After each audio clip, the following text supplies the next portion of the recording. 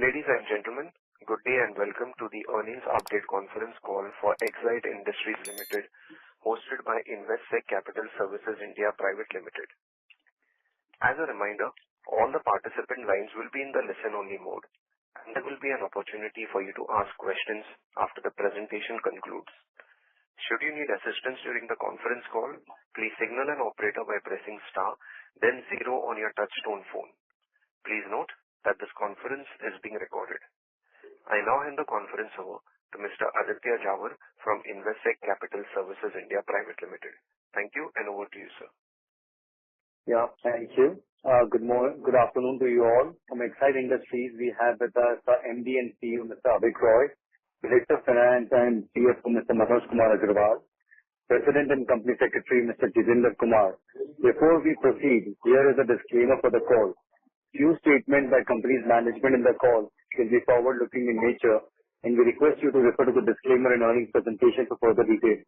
We will start the call with a brief opening remark from the management, followed by Q&A session. I would now like to hand over the call to Mr. Avik Roy for opening remarks. Thank you, and over to you, sir. Thank you, Aditya. Good afternoon, ladies and gentlemen, and a warm welcome to you all for the Exide earnings call. At the outset, let me take this opportunity to welcome Mr. Manoj Agarwal on board as the new Director of Finance and CFO of Exide. He takes over from Mr. A.K. Mukherjee, who after a long stint of 18 years has retired from the position of Director of Finance and CFO. Manoj had been with us for the last 2 years. He joined this company as a Deputy CFO, and through a routine succession planning, now he is on board as the Director of Finance. So I welcome Manoj on board. I will take you through the key highlights of our performance for the last quarter and the fiscal year 25. During the fourth quarter, nearly 75% of our business, nearly three-fourths of our business has registered double-digit growth, even on a high base. Within these, mobility aftermarket, solar, IUPS businesses continue to contribute to strong growth. The remaining 25% of the business witnessed a decline in revenues, impacted by a weaker demand scenario in businesses like auto OEMs, telecom, and home inverters. This led to an overall modest 4% sales growth during the quarter, though on a high base. However, if you notice that on a quarter-on-quarter, on a sequential quarter basis, we have grown 8% in quarter 4. Also in quarter 4, I'm happy to inform you that we exported the first batch of our advanced AGM batteries for SLI applications for exports market. Operating profitability was impacted due to high input cost in the quarter on account of a considerable increase in the cost of antimony, which is one of our major alloying elements in lead-acid battery chemistry. And on top of that, we had some write-off of certain slow and non-moving operating assets. Prices of antimony have massively surged in the last 6 months, thereby impacting profitability margins both on year-on-year and quarter-on-quarter basis particularly.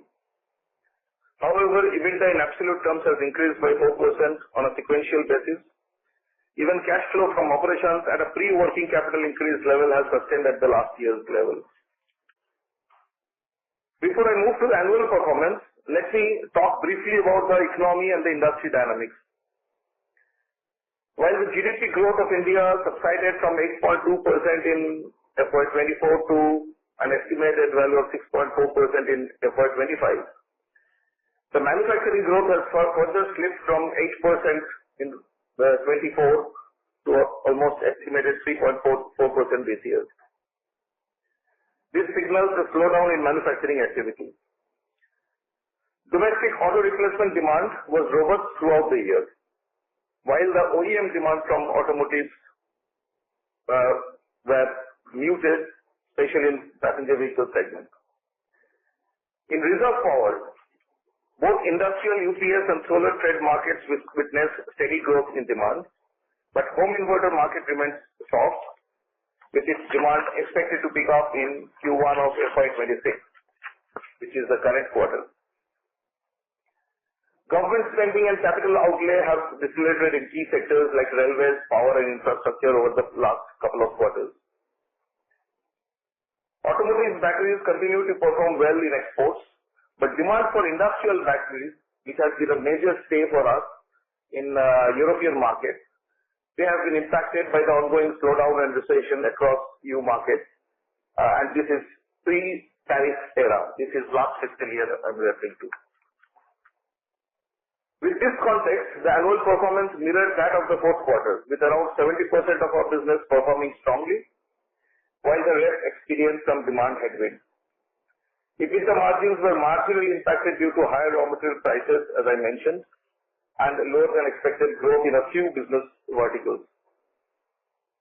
However, I would like to highlight that despite the tough macro environment, our performance has shown signs of resilience.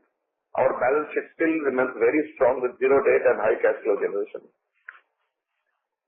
As we enter FY26, the outlook for the lead-acid business remains positive across most business verticals. I believe that Exide, with its advanced product portfolio and pan-India distribution network and a strong brand recall, will continue to benefit from the growth opportunities. During the year, we have strengthened our business and the go-to-market strategy by transforming from an SBU-led organization to a functional organization. We have also strengthened our senior leadership team by bringing in seasoned business leaders from global corporations. Apart from this, on operational front, we have undertaken multiple initiatives on cost excellence and upgrade of manufacturing technology. For example, we moved a substantial part of our two-wheeler manufacturing capacity to punch-grade technology in Q4 itself. All such initiatives have started delivering results, and we will continue going into the next year. Moving on to the lithium-ion cell manufacturing project, we have invested nearly 1,000 crores in FY25. An additional 300 crore equity has already gone in the month of April to EESL, our 100% subsidiary. With this, the total equity investment in Exide to date is 3,602 crores. Construction works are progressing well, and project is expected to start commercial production in the current year. We have a range of commitments secured, ranging from MOUs to packs in production to co-investments in line with leading E2-wheeler, E3-wheeler and E4-wheeler OEMs. And with this, I close my opening remarks. We will now be happy to take your questions. Over to you, Aditya. Thank you, sir. We will now begin with the question and answer session. Anyone who wishes to ask a question may press star and 1 on their touchtone telephone.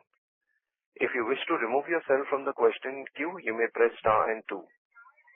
Participants are requested to use handsets while asking a question. Ladies and gentlemen, we will wait for a moment while the question queue assembles. The first question comes from the line of Pramod Amte from InCred Equities. Please go ahead. Yeah, hi. Thanks for taking the questions. So the first question is, you had called out home inverter, there has been a weakness. Do you think this is more short term or any structural changes you feel are challenges there? So thank you, Pramod. Let me give you the context. One is internal and the other one is external market driven. So in erstwhile, our home inverter business was sitting under our SBU automotive. So it was mainly a part of the automotive SBU, though it's a non-automotive business. So it was a major portion. So our only go-to market was with the automotive network. Now we have separated reserve power and mobility with the new organization system. So now mobility is going to build its reserve power, home inverter is going to build its own network. And that work has started from Q2 once the organization changed. And they have been getting success because we are now expanding independently in their own network and not relying solely on the automotive network like in the past. So this is a go-to-market shift for which we have readjusted the organization. And therefore, both the mobility as well as the home inverter, both these business verticals will benefit because now they will ride on their own strength and not rely on each other's network. So that was a very conscious decision which we took. On the market side, on the demand side, yes, we had some early onset of monsoons. So the peak season we missed out. However, if I look at my last 2 months performance, I see that it is coming back, which gives us a hope that Q1, which is the peak season right now, is going to be a strong season for inverters. So this year, inverter growth is a key element of our growth agenda. And I can tell you some of the actions which we have taken, new actions we have taken in the last quarter or so. Now we are entering new white spaces which we had never had to do in the past. For example, we are entering the white goods space now with our complete inverter systems as well as inverter batteries. We are launching RP Home, if some of you have noticed. We have launched this RP Home series targeting the home UPS systems through this new channel. So these are the few go-to-market initiatives with which we are confident that we'll get back to the position where we are in the growth path. By the way, we are still the leading manufacturer of leading number one in inverter batteries in India, despite the decline. Sure. Thanks for the detailed answer. So the second one is with regard to EV cell manufacturing. Considering that you might be approaching the OEMs or other parties for the same, what is type of cell formats you are getting a better traction with, and how are you planning capacity distribution for these cell formats as you build capacity? That's one. And second, any development on Hyundai MOU which you have signed? So let me take the first one. We are probably the only one that when we started this project, we tried to mitigate the risk through multiple chemistry and multiple format methods. So we have 2 lines of cylindrical and 2 lines of prismatic. And all these are, which means 2 lines of NMC and 2 lines of LFP as well. So we see traction on both sides from different end markets. We have been in advanced discussion with 2 of the leading OEMs for 2-wheelers on the cylindrical side. And similarly, on the 3-wheeler side, we are talking to some people on the LFP side at a very advanced stage. So also, LFP prismatic is helping us to address the stationary market. So I think we are in a reasonably safe position because the entire project is going on parallelly. Maybe the production will start 1 month in advance of the other or 2 months in advance of the other. But still the investment has been made in all the 4 lines together. So that's why we are not too worried about finally where the volume of tech will shift, because we'll be able to cater to all use cases. And the last question was on Hyundai. I think whatever you see in the public domain, whatever we have announced regarding the binding agreement, that still stands. As I said, it's in active stage where we are putting up all the resources to get ready. The product development has started and will soon come out with additional information in public domain. Sure. Thanks a lot for this. Thanks a lot, Pramod. Thank you. The next question comes from the line of Vaibhav Zutshi from JP Morgan Chase. Please go ahead. Yes, thanks for taking my questions and best wishes to Mr. Manoj for the new role. My first question is on the lithium-ion business. Could you just elaborate the range of commitment that you mentioned with respect to the customers, and if there are any delays from the plant side? Because initially we are anticipating completion by the end of FY25, and I think the project cost for the first phase is almost 5,000 crores, but the investment right now is around 3,600 crores. So just sense on the range of commitments and when do you expect the SOP would be great. Okay, so there are 3 questions, Vaibhav. One is on the commitments with the client, the other one is timeline, and third one is a detail on investment. Right? So let me start with the timelines first. As I said, if you recall in the last analyst call, we already said that we will be ready with commercial production within this year, which means FY26. Earlier, of course, we planned for FY25 or we announced FY25, but then, there were serious problems on visa issues and things like that, geopolitical issues, which we overcame very quickly. We are lucky to have overcome that. And now we have more than 130 to 150 Chinese engineers in the shop floor, commissioning all the equipment, including people from our technology partner.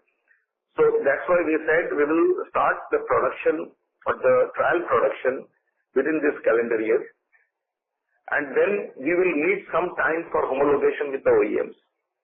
You know how the process works because your design validation is done by the OEMs on the prototypes, and which has been done already. But now once you start your serial production, from the production line they will pick up volumes and put it in their vehicles and run homologation process for about 4 to 5 months. And then the real volume, the commercial serial production starts. So with all, this is a standard process which we are following for lithium also. This we followed for lead acid in the past also. And therefore, even if I start the trial production or the commercial line, start of production happens in month 0, likely in month 4 or 5, the serial production will start because that time we will require for homologation. So that is how we have decided on the timeline, more or less. And also, all 4 lines will not be commissioned together, one after the another. We'll start with the cylindrical NMC line, which is meant for 2-wheelers, for which we are in advanced discussion with many of the clients. So that will be our first priority. And then take it one by one. Then then the next one will be one line of LFP prismatic, targeting 3-wheelers and 4-wheelers. So this is how we are planning. Regarding the commitments, as I said, all I can tell you is that it's in multiple stages. For some, we have already started pack manufacturing, but we will convert to our own cell manufacturing. Now the pack manufacturing is happening through outsourced cells. But the moment we are ready with our own cells, we'll shift to our own cell and manufacture the pack. With some, we are at MOU stages, where co-development and design validations and things like that are happening. And with some, we have a binding agreement, as we have already mentioned, which it's in public domain. So there are 3 types of arrangements which are engagements we are having with customers right now. Good to see that at least the largest 2-wheeler OEMs, 3-wheeler OEMs, and some of the 4-wheeler OEMs are engaging with us because they see a value in sourcing local cells. Does that answer your question? Yeah, that's very interesting. Just a follow-up, can you tell the number of customers, 5, 10, 15 that you're engaging with? And given that cell prices in China are now, at least LFP is around $55 per kilowatt hour, just the fact you mentioned that we still see value in cell manufacturing in India, First of all, what would be the cost side? Yeah. Please excuse, I may not be able to tell you the number of customers because the major EV OEMs are so few, it is easy for you to track the names which will not be there for them. So all I can tell you, today the government is incentivizing cell imports and disincentivizing pack and module imports, right? So which means government is incentivizing that import cell from China and makes the packs and modules in the country. But that's not going to be the future. There has to be, once the domestic manufacturing capacity of cells are in place, government has to switch the priority on incentivizing local cell manufacturing. Otherwise, this industry will never grow in India. In the current structure, do you feel that the industry will grow that if you incentivize, you put only 5% import duty on cells and only make the module and pack, then India will miss the bus for capability building in cell manufacturing forever. It's not only us, it's for everybody. But at this moment, since the demand is more than the supply of cells, and since we will be the first one to start in a giga scale, I think till that time this environment will stay, where cell import gets incentivize and pack import gets disincentivized. But once we have a domestic capacity of cell manufacturing and particularly high quality giga scale, I'm sure even the government will switch the priorities, and that is what I get to hear from various forums. And then the discussion will be different discussion. Then it will be more of how you can deliver large scale, large volume sales to the OEMs at at market prices. So that's my short answer. Fair. No, very helpful. And just last question, if I may squeeze in. On the lead acid side, you mentioned that antimony prices have risen sharply. Can you just tell the contribution in the raw material basket? Because lead, plastics, and sulfur is the major contribution. So, I mean, how would the rise in antimony prices really impact margin going forward? Thank you. Two questions. One is, what is the impact of antimony currently, and what will be the impact in the future? So, in Q4, we had a negative impact of about 50 crore in absolute value purely due to antimony. And this is net of the price increases which we have announced to the market. The problem was this antimony was rising so sharply from $11,000, it went up to $16,000 per ton in the same quarter. By the time we announced our price increases, it has further gone up. By the time we announced our second increase, it has further gone up. So therefore, we could not recover everything. So net we had 50 crore of downside impact on antimony itself in Q4. Going forward, and we have seen that in the initial comments I have said that there are two elements. One is antimony, and the other is also some write-offs of some non-moving operational assets. So if I do the math and if I add this back, we were at a very good EBITDA margin level even in Q4. We were actually close to 13%. So now how do we mitigate that? First of all, this one-time write-offs will not come back. Secondly, antimony, we have taken a price increase from in mid-February we took a 1.5%. In March 1st, we take another similar amount, and from 1st April, again, we have announced. So we are passing on the increase to the market regularly. In April, antimony prices have somewhat stabilized. So we'll get a value of this increase. But then it is always lagging because it is continuously increased. That I'm sure you know the reason for this. This is a geopolitical reason. And this had started much before the tariff war. And this is just because China decided to ban exports of antimony because of national security issues.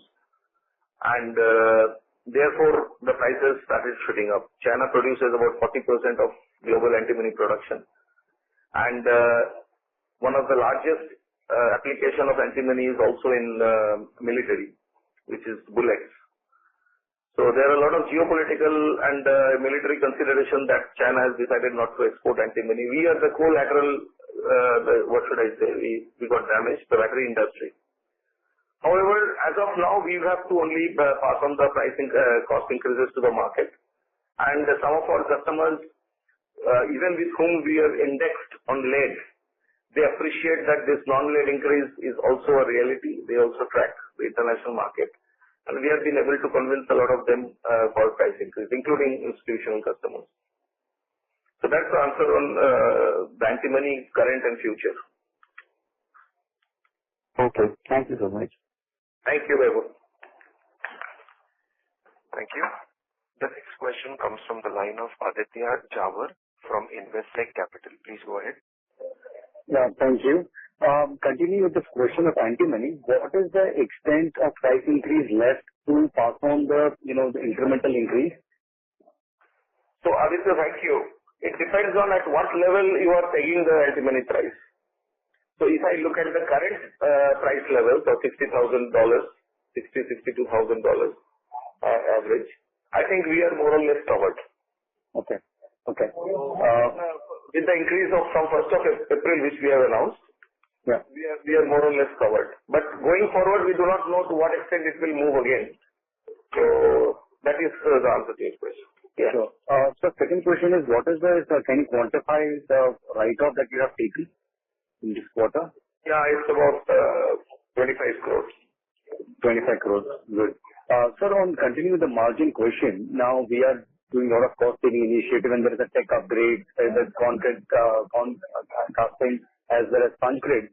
As you know, so if you can help us understand that, how should we think about our margin trajectory in the next couple of years? Because when we benchmark ourselves with Amaraja, our competitor profitability is much lower. So if you can throw some light, whether on tech upgrade, cost saving, warranty cost, what are the drivers of margin expansion, and how should we see it will play out in the next 2 years?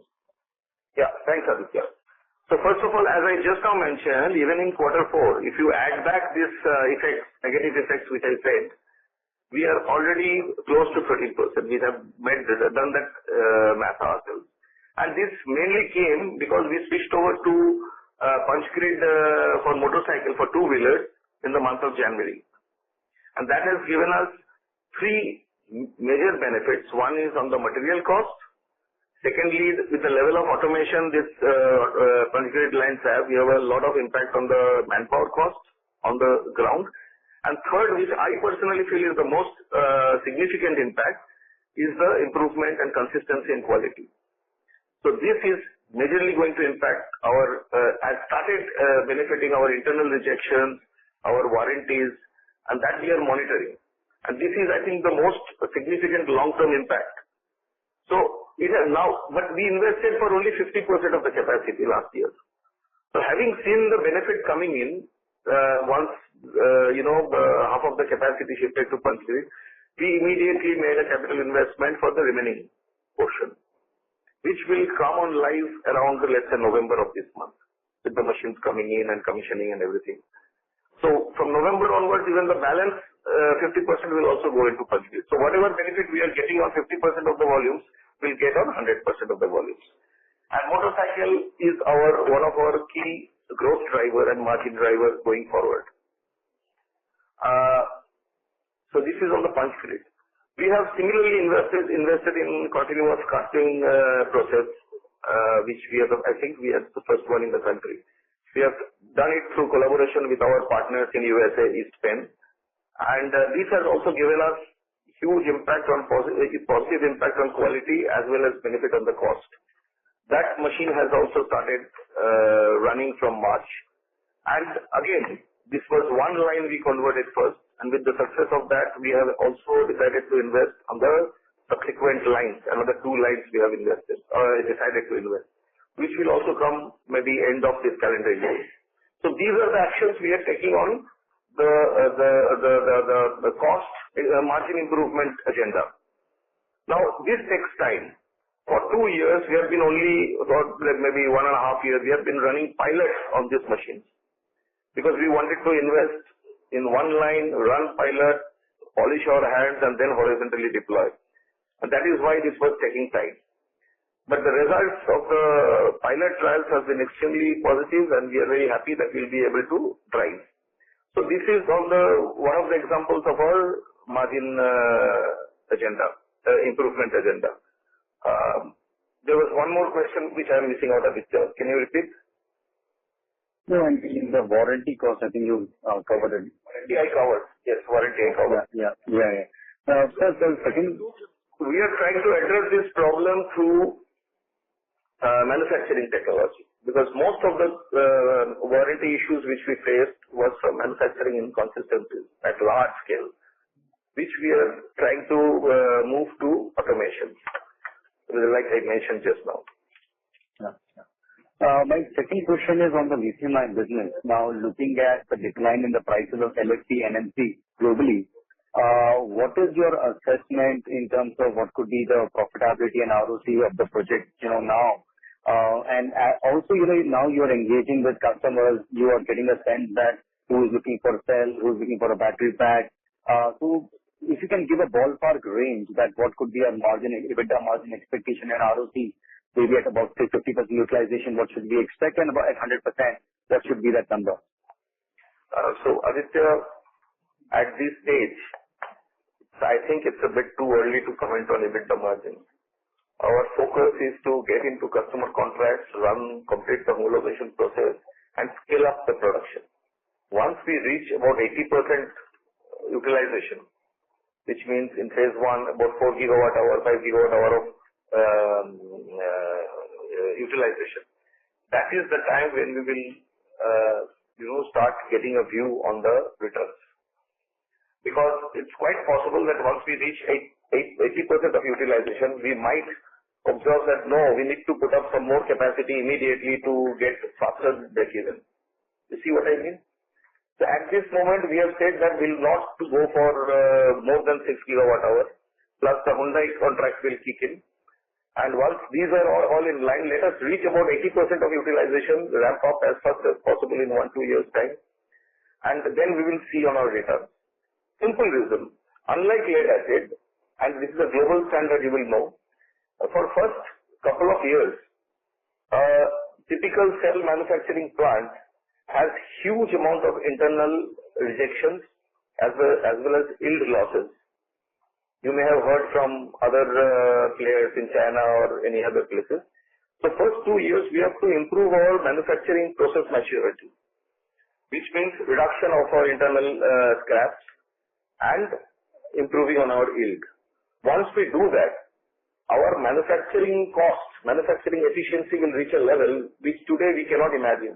Today, while calculating our returns, we are factoring all these kinds of wastages.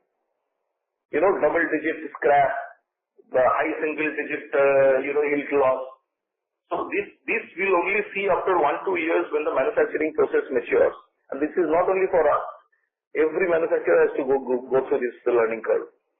And once that 1-2 year cycle is over and we reach a maybe 80% utilization level, we'll be in a much better position to recalculate our returns and the timeline of that.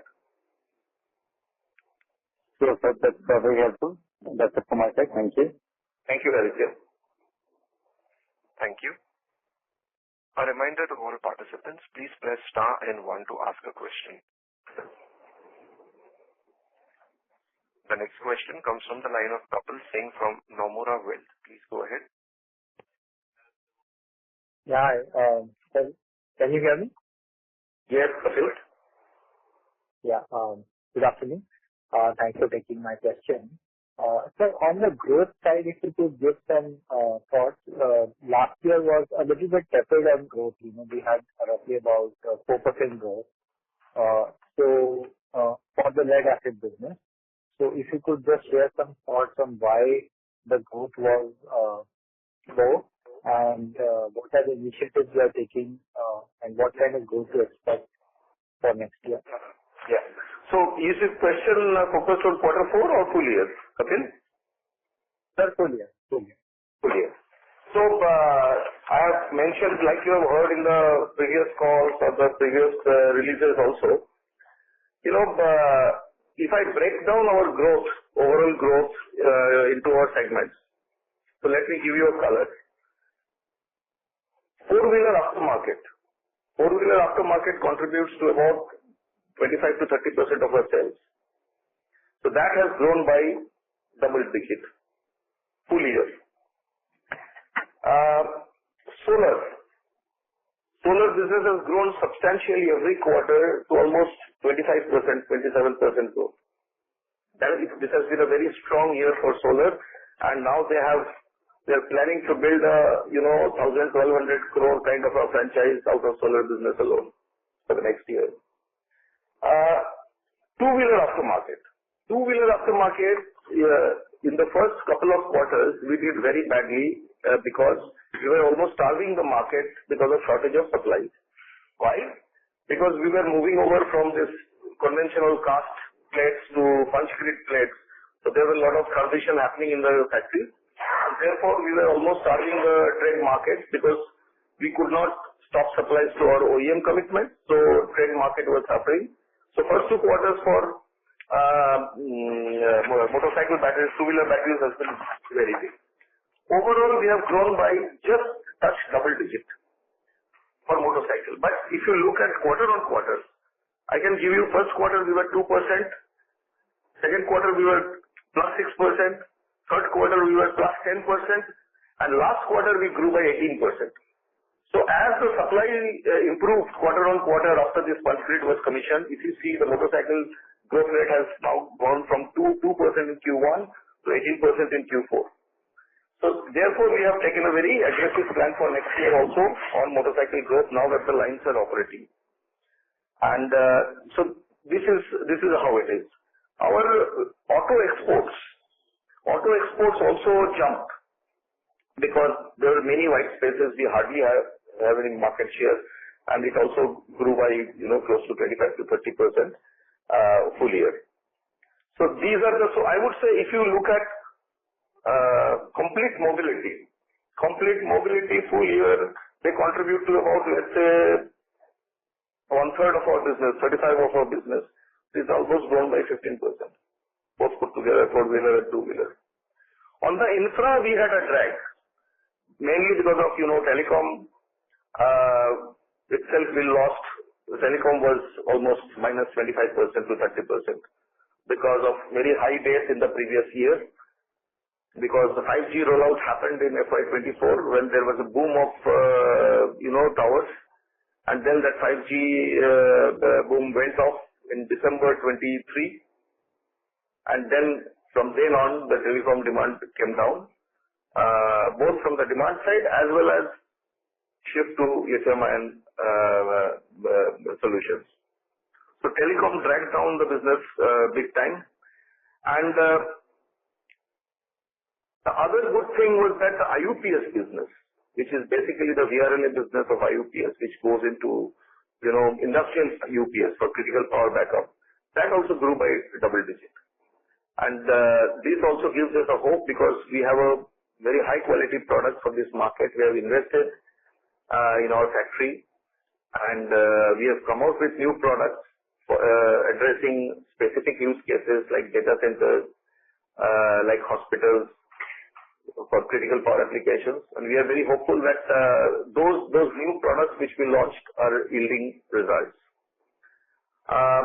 What dragged down, a major contributor is, as I mentioned, inverter batteries.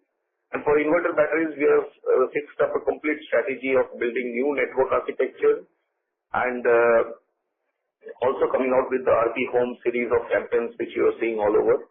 So we want to gain back our entire market and India. We are strong in some pockets, we are not so strong in some pockets. So wherever we are weak, we are trying to come back. So this is broadly how it was. European exports declined because of, as I mentioned, Europe was just between bad to worse in last fiscal year, the recession having kicked in. Particularly our main markets, Germany, UK and Italy, where we saw this downturn of our traction battery sales.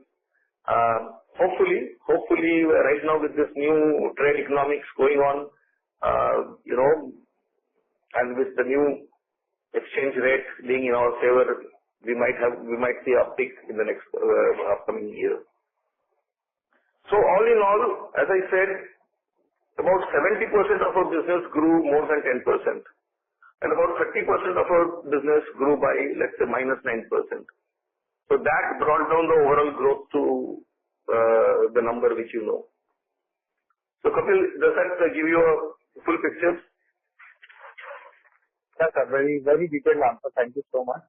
The drag that you are seeing in the telecom business, is that in the base, or do you see further declines from where we are? What I hear from the customers is that I think it has bottomed out last year. Even if it does not have a growth potential in lead acid, it should have a growth potential on the lithium side. But lead acid portion, I think it has bottomed out because there are still some geographies where lithium does not have a business case. Lead acid has, because there are areas which they call green sites, for example, which means the power cuts are not so heavy that they need a diesel generator set as a backup. So if they can do away with the diesel set, then lithium has a business case. But then there are some sites where the power cuts are so heavy till now that they have to have a diesel backup, and therefore their lithium comes in. So it's a mixed bag. I think most of the lithium solutions are going towards the green sites right now. So they have a good business case without the diesel generator. would like to believe that the lead acid volume has bottomed out this fiscal year. Great. So one question I had on the... Planned for growth in telecom. Okay.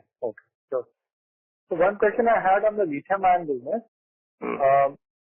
What would be, in your assessment, the right level of duty that you would, that should be there on this segment, the lithium-ion cell, the import duty I'm talking about? Kapil, I will not like to be an advisor to the government. I think there are the associations where we are also part of, and we are working together, and we'll soon, approach. Once the capacities are ready, I think this is too early to be fair to the government also. Today, if suddenly they put a duty on cell, many of these businesses pack businesses and module businesses will suffer. Because where will they get the volumes from? So once people like us, we are up and running with a certain scale, suppose even if we come out with about 10 gigawatt hour of, 12 gigawatt hour of production capacity, annual production, then it makes sense to approach the government. But now it is cell manufacturing is almost zero, or nearly zero in megawatt level. So I think we still have a dependence, the industry has a dependence on import of cell. But with the new geopolitics and the new regime, what you see around, there has to be a local capability development on cell manufacturing in India. Not only for Indian market, but also possibly exports out of India to the Western world. So that is the time when we should actually, bring this to the notice of the government. But we are actively discussing this in the associations where we are part of. Sure, sir. And sir, if you have done the assessment on scenario analysis for break-even levels, what would be the range of utilization at which the business would be break-even for the lithium-ion cell? So let me give you a little bigger context. Let me start from the demand side, right? So we still predict that about 120 gigawatt to 130 gigawatt hour will be the market size by 2030. And then we do a kind of a linear graph with 6 gigawatt hour capacity in phase 1.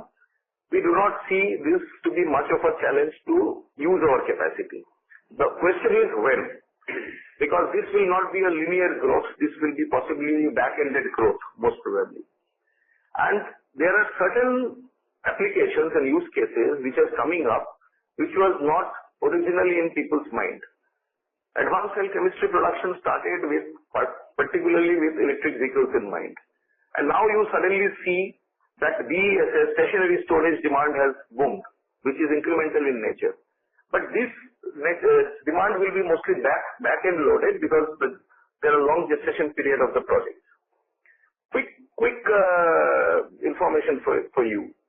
I think a couple of months back, Ministry of Power has mandated the solar developers that if you have to reach 500 gigawatt hour by 2030 as government has planned, now for all grid connected solar, you should have a minimum 10% storage backup for 2-hour capacity. Which means today we have 500 gigawatt is the aspiration. Today we are at, let's say, 100 or 80 gigawatt. So balance 400 gigawatt, 10% of that for 2 hours, which means 40 into 80 gigawatt hour of storage capacity alone is an incremental market. Just compare that with a 6 gigawatt hour capacity that we have put up. So in terms of demand, I don't see an issue if I do this math. The only thing is that will it be linear? Will it be back-ended? Will it be upfront? That's the question. So therefore, we have multiple use cases and multiple chemistry that some will move faster than the other. Two-wheelers move faster, we feel. Three-wheeler will move faster, we feel. BESS will move fast, we feel. And this is how we see the market going. Now, our readiness. I think once we, as I mentioned to Aditya's question before, once we reach 80% of the utilization, which is around 4 gigawatt, 5 gigawatt, we should see how our manufacturing cost performs and we should see how the lithium price pan up. That time we should do the real math, because operationally we will be also more efficient As I mentioned, from initial hassles of battery scraps and yield losses, we'll also come out of that. And also, we will see what the lithium prices look like. So that is the time when we will be very confident that at what level we'll be breaking even. And if required, we'll decide on further capacity put up at that stage. So right now, I will not like to comment on a break-even timeline or a percentage utilization. Our target is to ramp up slowly over the couple of years to minimum 80% utilization and a running factory. Thanks, sir. So then how are you doing the price? Sorry to interrupt, Kapil. I would request you to rejoin the queue if you have any further questions so that the management can answer as many participants as possible. Thank you. Participants, please restrict yourselves to 2 questions so that the management can address as many participants as possible. If you have any further questions, you may rejoin the queue. The next question comes from the line of Mohit Jain from Tara Capital Partners. Please go ahead. Yeah, can you hear me? Hello? Yes, please. Can you? Yes, Mohit, we can hear you. My question is, I'm assuming right now all the expenses relating to your lithium-ion plants are getting capitalized. So by when do they start, let's say, flowing into the P&L segment, and what kind of an impact could it have in the interim period becomes fully utilized? See, right now these are all capital work in progress. The project is ongoing. So, So by when do they start sort of getting completed and start flowing in the, So as I said, we will take a call because we will be commissioning it stage by stage, not all together, because not all will be ready on the same day, and also on priorities. Like we said, one line, another line will do stage by stage, and then we'll capitalize progressively. Okay, and you mentioned that in the initial phases, obviously, the losses here are higher injection rates, etc. So can you help us understand, just so that we are clear whenever it hits, the P&L, what sort of an impact overall can we expect so that we are not caught on the wrong foot? So the global standard, I can tell you, because we cannot talk about ourselves because we have not started producing, right? But if you look at international benchmarks of cell manufacturing, it's normally between 10 to 12% rejections happen in first startup phase. That is what we have been told. My question was in terms of, let's say, impact on our margin because of all of this. What is the kind of impact that we can expect once it starts flowing into the P&L from the lithium-ion side on the overall margin reported by the company? Mohit, as I mentioned in the previous question, at this moment we will not like to make a comment on margins and ROCs of lithium-ion business, because this is largely unknown. All I can tell you that we will be the first one to run or start a gigafactory of cells in India. I have not heard anybody who has announced that in the next 12 months' time they will come out with production of cells. So industry has not grown. We will be the first one. We are saying that within this calendar year we'll start trial production, this and that. But I have not heard anybody saying that in the next 12 months they'll start production of any manufacturing of cells. So at this stage, I will really refrain, even if I have my own calculations, but I would refrain from sharing that with you because industry has not picked up. Right now, all data you have is from Chinese manufacturers. So once the Indian manufacturing starts, then you have a much better view. So as I said, our priorities are on a different line altogether. More on customer engagement, more on manufacturing efficiency, more on development of product, technology partnership with Exide, so on and so forth. Got it. Okay. Thank you. Thanks a lot for answering my question. Thank you. Thank you. The next question comes from the line of Sonal Gupta from HSBC Mutual Funds. Please go ahead. Yeah. Hi. Good afternoon, and thanks for taking my question. Just on the go-to-market strategy for the home inverters, batteries that you mentioned. So I just want to understand, right, you have a very extensive network of auto battery, and now you want to separately build a network for the home inverter. So does that mean that there is actually a loss in sales? Because, I mean, like, it'll take time to build such a network, right? To replicate something like an auto, the depth of your auto network on the dealer side. So is there a risk here? I mean, like, in trying to build another separate channel? So, I think probably I should have clarified a little more, Sonal. I did not mean that we exit from that channel completely. I said there are complementary channels which we never explored in the past because this business was under the automotive segment, and therefore some of the white spaces or some of the channels we left out. For example, the e-commerce channel, we have never participated. You see my competitors, they have substantial presence in the e-commerce market for both electronic inverter systems and inverter batteries. The white goods channel, where they sell consumer durables, we were not present in the past. We were still number one in India without even being present in these segments because we were fully going through the automotive network.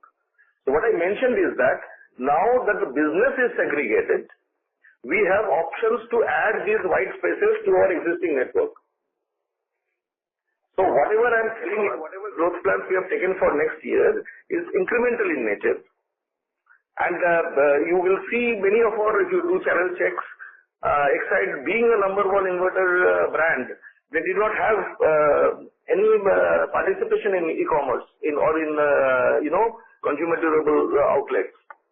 So these are the things which I mentioned, that these are completely, and these channels require completely different set of market strategy, sales strategy. It is not same as you would sell in your conventional network of automotive channel. So those things have been all streamlined, and we have a lot of. That's why how we came out with a new value proposition for RP home segment, as we call it, Zindagi Non-Stop as a tagline. And we are targeting the home user more than our automobile user. So that is how it is. It is not that we are exiting the existing channel. It's just complementing the other places where we were not there. Got it.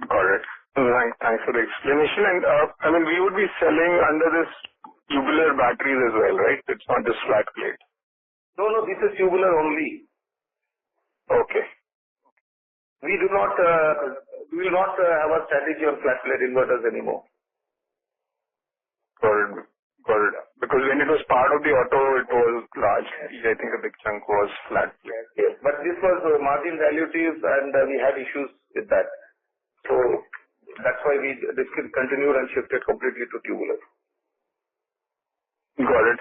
And just on the lithium-ion side, could you tell us what sort of, in gigawatt hours, you have 1.5 gigawatt of pack capacity. I mean, where would you be in terms of your quarterly level of supplies? Maybe in Q4, and what level of pack supplies are we doing? First of all, the plant we have for pack manufacturing, 1.5 gigawatt hours, is not good enough to even evacuate our own cell capacity. Now, the business is like this. The two-wheeler and three-wheeler will be a packed business. The stationary telecom and the BESS will be packed business. But the four-wheeler passenger vehicle, four-wheeler will be largely a cell business. So at least my 6 gigawatt minus the cell business, that capacity should be balanced with my pack manufacturing capacity, which is not there today. So we are also increasing our pack manufacturing capacity parallelly to align it with the cell capacity so that we can serve the pack customers adequately. What we have been doing now is basically the thing which is not very sustainable, that is importing cells and making packs for our customers. And that is quite risky because this has volatility of pricing, volatility of quality. There is a huge amount of warranty risk we will be sitting on because it will not be back-to-back from a Chinese supplier. So we are just holding us up before we commit big time to big time customers because there's too much of this risk versus the reward. Having said that, we are still making packs for some well-known, I would say, two-wheeler and three-wheeler manufacturers. I think one of the top two OEMs. We have started doing that. We are supplying packs for telecom applications. We have brought out solutions for the e-rickshaw business, the three-wheeler electric Toto. This is a business where we want to serve through lithium solutions. And these are the additional portfolios we are bringing up on the pack side. So far in Q4, the uptick is good because we see a lot of interest in the customers. In the past, you will know there was a huge shake-up of the two-wheeler industry post the FAME 2 subsidy withdrawal. So we were sitting on large orders from not so well-known smaller or mid-sized e-two-wheeler manufacturers. They have all gone bankrupt mostly. Either bankrupt or in many cases there is a risk of payment. So we are holding to that because they were largely dependent on FAME 2 subsidy. While on FAME 2 subsidy, let me also mention a little unrelated but very relevant. While the FAME 2 subsidy has been withdrawn, which was largely on the vehicle, a similar amount has been now declared, as you know, on this PM E-Drive, which is mainly focused on, investing or subsidizing or incentivizing the public charging infrastructure as well as the fast charging networks. So this includes, charging infrastructure for two-wheelers, three-wheelers, ambulances, trucks, so on and so forth. I think this is something which was very much required in advance because this creates the ecosystem for EV, two-wheeler, three-wheeler, four-wheeler to really, ramp up volumes. This was, I think, also 11,000-12,000 crores. But in this next 2 years, government wants the public charging infrastructure to improve. If that one happens, I think that's the leading indicator of a very faster adoption of two-wheeler and three-wheeler in the country. We'll be very happy to see that happening as quickly as possible. Yeah, this is just a supplementary comment on because I got reminded when I mentioned FAME 2 subsidies. So, yeah. Okay, great, sir. No, thanks. That answers the question. Thank you so much. Thank you. Ladies and gentlemen, that was the last question for today. I would now like to hand the conference over to the management for the closing comments.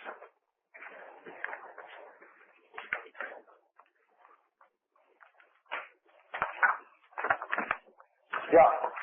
So thank you, ladies and gentlemen. Thank you. It was a very engaging session with all your questions.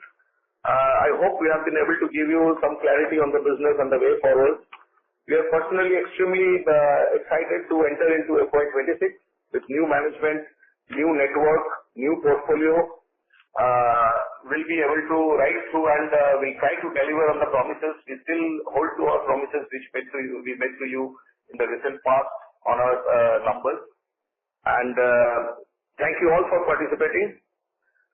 If you have any further questions or would you like to know more about the company, we would be happy to be of assistance. Please reach out to us. Thank you and over to Aditya. Thank you, sir. Ladies and gentlemen, on behalf of Investec Capital Services India Private Limited, that concludes this conference. You may now disconnect your lines.